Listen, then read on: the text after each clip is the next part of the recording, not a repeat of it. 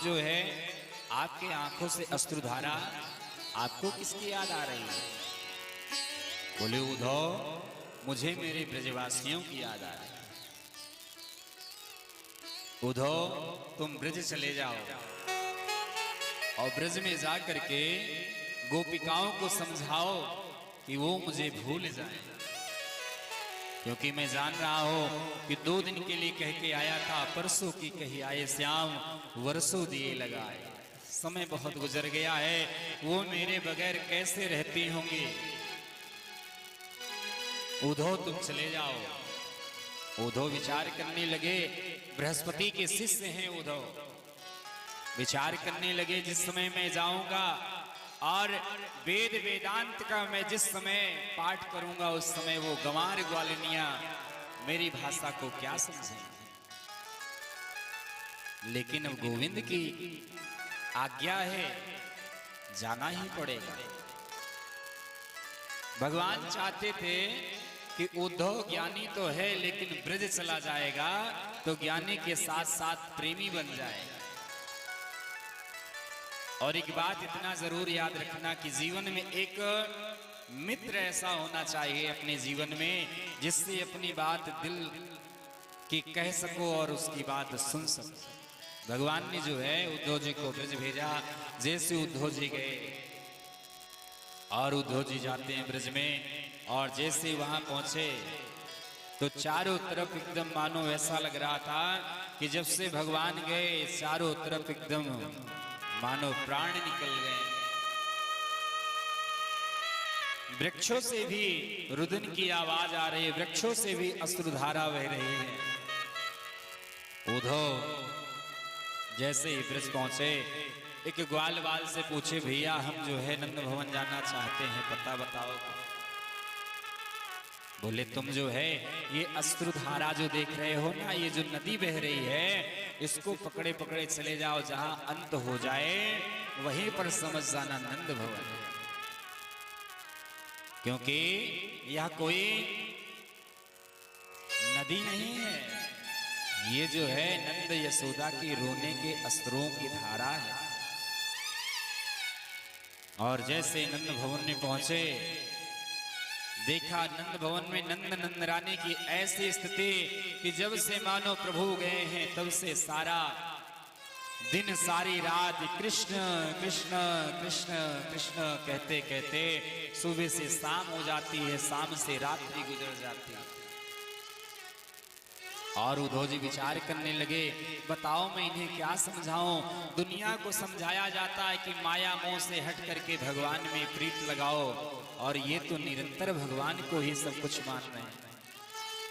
जा करके समझाने लगे, माया तुम जो है जिसे अपना बेटा समझ रही हो वो तुम्हारा बेटा नहीं है। बोले फिर भैया कौन है? बोले उसका कोई माता पिता नहीं। जिस प्रकार लकड़ी के प्रत्येक शब्द में प्रत्येक वस्तु में भगवान जो है समाये हैं, जिस प्रकार लकड़ी का घर्षण करो तो उससे अग्नि प्रकट हो जाती है, उसी प्रकार भगवान जो है सब जगह है, उसका कोई माता पिता नहीं है। मां वो जो है सब जगह से हरि व्यापक सर्वत्र समाना, उसका कोई माता पिता नहीं। कि न माता न पिता तस्य न भार्या न सुतादयः आत्मीयो न परस्यामी न देहो जन्म एव च। हे मैया उसका कोई माता पिता नहीं है। जिस प्रकार छित जल पावक गगन समीरा, उसी प्रकार भगवान सब जगह है। मैया कहती उद्धव ये तेरी बड़ी बड़ी बात मेरे समझ में नहीं आ रही है, मैं तो बस इतना जानती हूं। एक बात बताओ उद्धव, किसी माता पिता का पुत्र पागल हो, घर के लिए किसी काम का ना हो, वो भी घर छोड़ करके चला जाए तो बताओ उस माता पिता की क्या स्थिति होगी। और जब मेरे कन्हैया चले गए जिन्हें तो परब्रह्म कह रहे हो, वो चले गए उद्धव, तो विचार करो मेरी क्या स्थिति वैसी है जिस प्रकार कोई जल से व्याकुल हो, प्यास के मारे तड़प रहा हो, और कोई उसके पास में आकर जल न दे करके जल का प्रवचन देने लग जाए। जल कहाँ नहीं है, आकाश में देखो जल है, पाताल में जल है, तुम्हारे अंदर जल है, हमारे अंदर जल है। चित जल पावक गगन समीरा, पंच रचित या अदम सर। लेकिन प्यासा सिर्फ इतना ही कहेगा, मुझे तो बस पानी चाहिए। रात्रि हो गई, सुबह हो गई, प्रातः कालीन उद्धव जी जमुना स्नान करने गए। लौट करके आए, जैसे रास्ते में थे गोपिकाओं ने देखा नंद भवन के सामने रथ खड़ा है। विचार करने लगी कौन आया। उद्धव जी जैसे आए, गोपिकाओं को देखा, इतने में गोपिकाओं के पास में एक भौरा आया, किशोरी जी के पुष्पों का पराग लेने लगा। किशोरी जी ने उसे हटा दिया। अरे भौरे, तो भी कृष्ण का सखा है। काले सब के सब कपटी होते, मालूम है तेरे कन्हैया ने कैसे ब्रज को त्यागा है। जिस प्रकार जंगल में आग लगे और पूरे पशु पक्षी उड़ जाए, जिस प्रकार विद्यार्थी विद्या अध्ययन करके गुरुकुल छोड़ के चले जाते हैं, जिस प्रकार जजमान के घर पे आचार्य भोजन करके वह चले जाते हैं, उसी प्रकार तुम्हारे कन्हैया ने त्यागा है। अरे उसकी कपट कथा सुनना चाहो तो हम सुना देते हैं। मालूम है शूर्पणखा बिचारी भगवान से प्रेम करने आई, विवाह करने आई।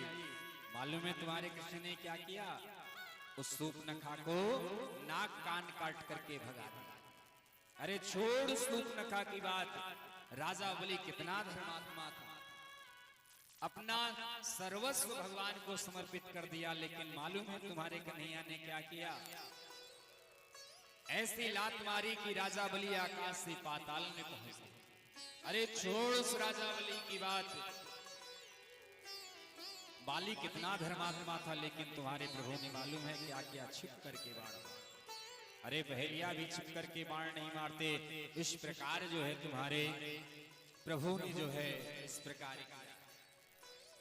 भगवान विचार करने लगे कि अरे उद्धव जी कह रहे हैं कि बताओ, मैं जिन्हें गंवार ग्वालिनिया समझ रहा हूं, वह जो है सब जानती वही राम है, वही कृष्ण है। उद्धव जी विचार करने लगे कि उद्धव सुधो है चले, सुन गोपिन की बात, कि ज्ञान बजाई दुंदुभे, प्रेम बजायो ढोल। 2 घंटे के लिए कह के आए थे उद्धव जी, 6 महीना लग गया। उद्धव जी विचार करने लगे कि बुद्धि बड़ी, चतुराई बड़ी, और सुंदरता तन में प्रगटी है, कि मान बड़ो धन धाम बड़ो, जग में यश कीरत हो फैली है, कि झूमते द्वार गजेंद्र हजार, तो इंद्र से कछु नाही घटी है। पर तुलसी जगदीश की भक्ति बिना, जैसे सुंदर नारी की नाक कटी है। जीवन में सब कुछ मिल गया, लेकिन भगवान से प्रेम नहीं हुआ तो उसी प्रकार व्यर्थ है। जैसे कोई कितनी सुंदर स्त्री हो, लेकिन यदि नासिका से विहीन हो जाए, सारी सुंदरता समाप्त